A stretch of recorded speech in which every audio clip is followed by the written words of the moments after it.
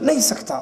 لیکن یہاں کیا کہا جا رہا ہے؟ سنو، تم سوا اوروں سے ہرگز نہیں ہے التجا، بلکہ دن محشر کے جس دن قاضی ہو خدا۔ سنیے ذرا شرکیات جملوں کو دوبارہ غور کیجئے۔ بلکہ دن محشر کے جس دن قاضی ہو خدا، آپ کا دامن پکڑ کر یہ کہوں گا برملا، اے شہ نور محمد وقت ہے امداد کا، اے شہ نور محمد وقت ہے امداد کا۔ اللہ کے سامنے بھی میں آپ کا دامن پکڑ کے فوراً کہوں گا کہ بس اب مدد آپ کیجئے۔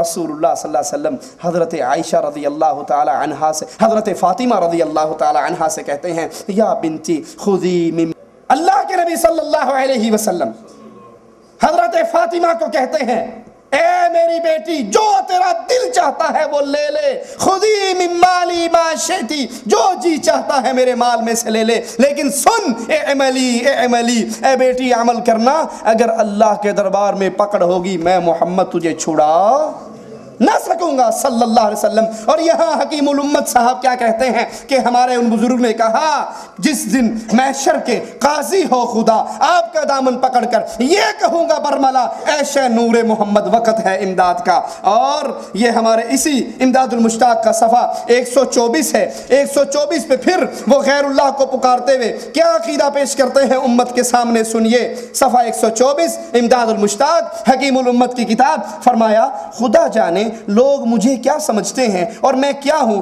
محبوب علی نقاش نے آ کر بیان کیا کہ ہمارا جہاز تباہی میں تھا، طوفان میں پھنسا ہوا تھا، میں مراقب ہو کر آپ سے ملتجی ہوا۔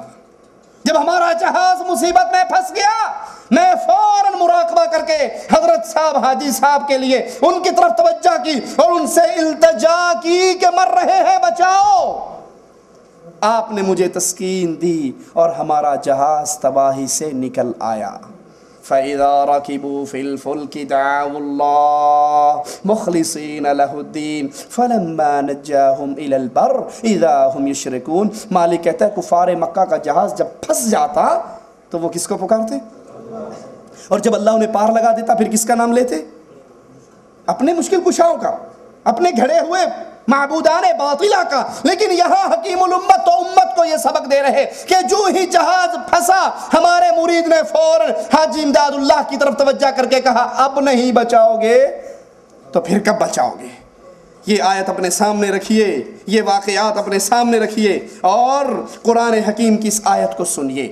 تھانوی صاحب کے یہ عقیدے اپنے سامنے رکھیے اور اللہ عز و جل کے کلام کو سنیے۔ لہو دعوت الحق، سچی پکار کے قابل کون ہے؟ اے شہ نور محمد وقت ہے امداد کا، جس دن قاضی ہو خدا، آپ کا دامن پکڑ کے یہ کہوں گا برملا، اے شہ نور محمد وقت ہے امداد کا۔ اور مالک کہتا ہے نہیں، لہو دعوت الحق، سچی پکار کے قابل صرف ایک اللہ ہے۔ والذین یدعون من دونہ، تم اللہ کو چھوڑ کر جس کو مرضی پکارو، حاجی امداد اللہ کو پکارو، حکیم الامت اشرف علی تھانوی کو پکارو، بابا بہاول حق کو پکارو، جس کو بھی تم پکارتے ہو۔ والذین یدعون من دونہ، تم اللہ کے علاوہ جس کو پکارتے ہو، لا یستجیبون لہم بشیء، تم جس کو اللہ کے علاوہ پکارتے ہو یہ تمہاری کوئی بات بھی نہیں سن سکتے، کسی بات کا جواب نہیں دے سکتے۔ إِلَّا كَبَاسِطِ كَفَّيْهِ إِلَى الْمَاءِ لِيَبْلُغَ فَاهُ وَمَا هُوَ بِبَالِغِهِ وَمَا دُعَاءُ الْكَافِرِينَ إِلَّا فِي ضَلَالٍ۔ تمہاری پکار تو ایسے ہے جیسے پیاسا کنویں کے پاس کھڑے ہو کے ہاتھ پھیلا کر کہے پانی میرے منہ میں آ جا، پانی پیاسے کے منہ میں نہیں آتا۔ وَمَا دُعَاءُ الْكَافِرِينَ، جو اللہ کے علاوہ غیر اللہ کو اپنی مشکلوں میں پکارتا ہے، مالک کہتا ہے منکرین کفار کی جتنی پکار ہے سب گمراہی ہے۔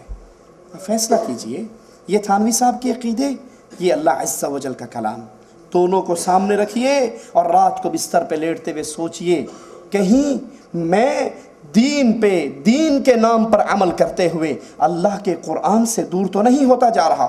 رسول رحمت صلی اللہ علیہ وسلم بندوں کی بندگی سے نکال کر بندوں کے اللہ کی بندگی کروانے کے لیے آئے۔ اللہ کے نبی کا مقصد یہ تھا اور اسی لیے رسول کریم صلی اللہ علیہ وسلم وفات کے ایام ہیں، آخری دن ہے زندگی کے۔ اور کیا فرماتے ہیں؟ صحیح بخاری و مسلم میں یہ روایت ہے، حضرت عائشہ روایت فرماتی ہیں، اللہ کے نبی صلی اللہ علیہ وسلم نے فرمایا لعنت اللہ علی الیہود والنصارى، اللہ کی لعنت ہو یہودیوں پر اور عیسائیوں پر۔ کیوں؟ اتخذوا قبور انبیائہم مساجدا، اتخذوا قبور انبیائہم مساجدا، ان ظالموں نے، یہودیوں اور عیسائیوں نے اولیاء انبیاء کی قبروں پر مسجدیں بنا لی، ان کو پکارا جانے لگا جو عمل مسجدوں میں ہوتے ہیں، یہود و نصارہ اولیاء اور انبیاء کی قبروں پہ کرنے لگے۔ یہ اللہ کے نبی صلی اللہ علیہ وسلم کی دعوت ہے۔ آئیے اس کے مقابلے پہ حضرت حکیم الامت مجدد دین و ملت کیا فرماتے ہیں، سنیے۔ یہ امداد المشتاق ہمارے ہاتھ میں ہے، صفحہ اس کا 113 ہے۔ 113 صفحے پر قبر پرستی کی دعوت کس عجیب طریقے سے دیتے ہیں، سنیے۔ کہتے ہیں اس کے بعد حضرت بیمار ہوئے اور فرمانے لگے مجھے میرے وطن زنجانہ لے چلو۔ جب چلتے وقت آپ تھانہ بھون تشریف لائے اور مسجد کے پاس میانہ رکھوا دیا، جس کھاٹ پہ لیٹے ہوئے تھے وہ رکھوا دی، میں بھی حاضر خدمت ہوا۔ حضرت نے مجھ سے فرمایا تم اکیلے تھے؟ حافظ ضامن مولوی شیخ محمد عیالدار بچوں والے تھے، میرا ارادہ تھا تم سے مجاہدہ اور ریاضت لوں گا، یعنی تمہیں وہ سارے گر سکھاؤں گا، مشیت باری سے چارہ نہیں۔ عمر نے وفا نہیں کی۔ جب حضرت نے یہ کلمہ فرمایا تو میں پٹی پکڑ کر میانہ کی چارپائی کی پٹی پکڑ کے زور زور سے رونے لگا۔ حضرت نے فوراً تشفی دی، اور سنیے گا، غور کیجئے گا، پھر اللہ کے لیے عقیدہ توحید کے ساتھ مقارنہ کیجئے گا۔ کہتے ہیں حضرت نے تشفی دی اور فرمایا فقیر مرتا نہیں ہوتا، فقیر مرتا نہیں ہوتا،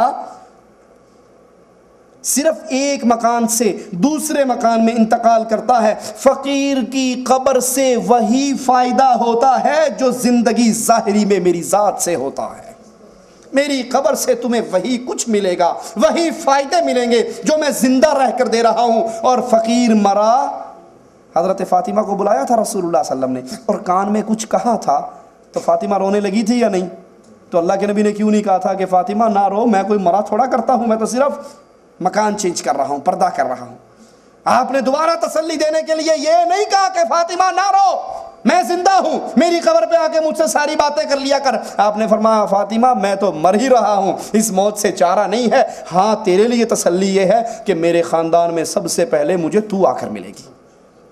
اور یہاں حکیم الامت کو تسلی کیسے مل رہی ہے؟ تشفی دی، فرمایا فقیر مرتا نہیں ہوتا، ایک مکان سے دوسرے میں انتقال کرتا ہے، فقیر کی قبر سے وہی فائدہ ہوتا ہے جو زندگی ظاہری میں میری ذات سے ہوتا تھا۔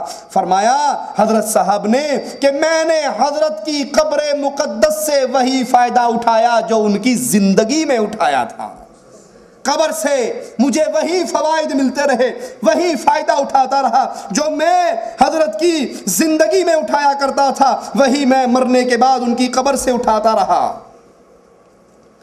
یہ ارواح ثلاثہ 169 اس کا صفحہ نمبر ہے، اور اس کے اندر دیکھیے قبر والوں کے ساتھ کیا کچھ انہیں مل جاتا ہے اور کیا کچھ عقیدے رکھتے ہیں۔ حالانکہ قرآن کہتا ہے جو مر کے زمین میں چلا گیا، دفن ہو گیا، اموات غیر احیاء وما یشعرون ایان یبعثون، یہ مردے ہیں، زندہ نہیں ہیں، ان کو اپنے اٹھائے جانے کا بھی شعور نہیں ہے۔ کون کہہ رہا ہے؟ قرآن حکیم۔ اور مجدد دین و ملت ایک اور بھی ہیں، ان کا نام ہے احمد رضا خان صاحب بریلوی۔ وہ اپنی ملفوظات میں لکھتے ہیں کہ جب تم بزرگوں کی قبروں پہ یا عام قبروں پہ جاؤ تو چاہیے کہ تم قدموں کی طرف سے ہو کر آؤ، پینتیوں کی طرف سے ہو کر آؤ، سرہانے سے نہ آؤ، تاکہ مردے کو دیکھنے اور پہچاننے میں آسانی ہو۔ باقاعدہ سکرین لگی ہوئی ہے، پورا ٹیلی کاسٹ ہو رہا ہے کون آ رہا ہے کون جا رہا ہے۔ اور اگر تم سرہانے کی طرف سے آؤ گے تو مردے کو پریشانی ہوگی، پھر اسے مڑ کر دیکھنا پڑے گا کون آیا ہے۔ تو بیچارے کو، مرے ہوئے کو، اس کی ہڈی ویسے گردن کی تھوڑی سی کمزور ہو چکی ہے، کیوں گردن مڑواتے ہو ٹوٹ ہی نہ جائے کہیں؟ ان کے مردے نیچے پڑے ہو کر بھی زندے ہیں۔